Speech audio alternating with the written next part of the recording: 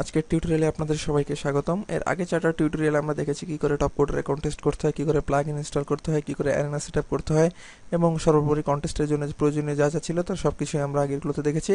এখন আমি আপনাদেরকে কন্টেস্ট আপডেট বা একটা লেটেস্ট কন্টেস্টের রেটিং সম্বন্ধে একটু কিছু বলবো।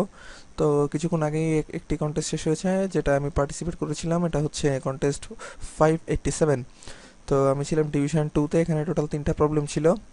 তো চলুন আমরা একটু সামারিটা দেখি। এটা হচ্ছে আমাদের ফাইনাল স্ট্যাটাস কন্টেস্ট শেষে। তো সর্বপ্রথম যিনি হয়েছেন তিনি 3টি প্রবলেম সলভ করেছেন, দ্বিতীয় যিনি হয়েছেন তিনি করেছেন 2টি, বাট তৃতীয় যিনি হয়েছেন তিনি 3টি প্রবলেম সলভ করার পরেও দ্বিতীয় জনের পরে তৃতীয়। কেন, আমরা সেই কারণটি দেখব। তো দেখতে পাচ্ছেন ইনি প্রথমটি 0 খাওয়ার পরেও দ্বিতীয়টি সলভ করেছিলেন 411 পয়েন্টের জন্য এবং ফাইনালটি 750 পয়েন্টের জন্য। বাট ইনি প্রথমটি করেছিলেন 241, দ্বিতীয়টি 316 এবং সর্বশেষটি 478। তিনটা প্রবলেম বেশ টাইম কনজিউমিং এবং তার কোডিং স্কিলে বেশ টাইম লেগেছে।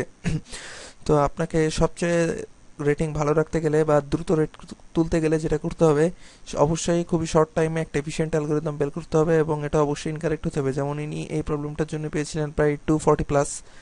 তো পুরো পয়েন্টটাই তার চলে গেছে তাড়াহুড়োর জন্য বা যে কারণেই হোক, তার কোডটা এফিশিয়েন্ট হয়নি। তারপরেরগুলোতেও দেখা যাচ্ছে যে তিনি খুব দ্রুতই কোডিং করেছেন এবং তার ফলাফলও তিনি হাতে নাতে পেয়েছেন। 3টি করার পরও ইনি যে যার 3টা অ্যাকসেপ্টেড তার উপরে আছেন। তো এটা আমাদের টপ কোডারে বা এরকম টাইম রানিং কন্টেস্টে খুবই ভাইটাল ইস্যু যে আপনি প্রবলেম ওপেন করার পর থেকে কত দ্রুত সময়ের মধ্যে সেটা সাবমিট করতে পারেন বা কত শর্ট টাইমের মধ্যে।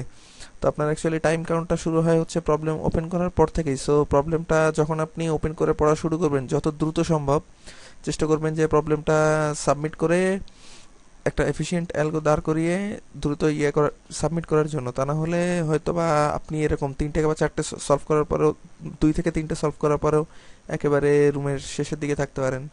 তো রুমের প্রথম দিকে থাকাটা খুবই একটা গ্রেভ অ্যাচিভমেন্ট। আপনার টপ কোডারের প্রোফাইলে এটা দেখানো হবে যে আপনি অমুক কন্টেস্টে আপনি রুম টপার ছিলেন।